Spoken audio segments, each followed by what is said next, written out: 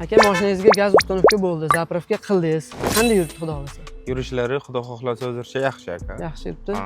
Ustalardan ko'nglingiz to'ldimi? Ustalardan rozi biza. Rozimisiz? Avvalambor Jalol akadan ming rozi biza. Sog' bo'ling. Mayli, rahmat. Ishlarga omad. Bu mashinani modelini men to'liq ayta olmadim, shuning uchun akani o'zlaridan so'raymiz. Aka, bitta ma'lumot berib yuboring. Aka, buni markasi yaqinda chiqqan Samarqanddan, o'zimiz zavoddan. Sinotruk Homan M7 bu aka. 15 tonnalik, 13 kublik samosolamiz aka. Bu mashinamizga kompyuter variantda ikkita tar reduktorlari bilan metan uстановка qilib berdik.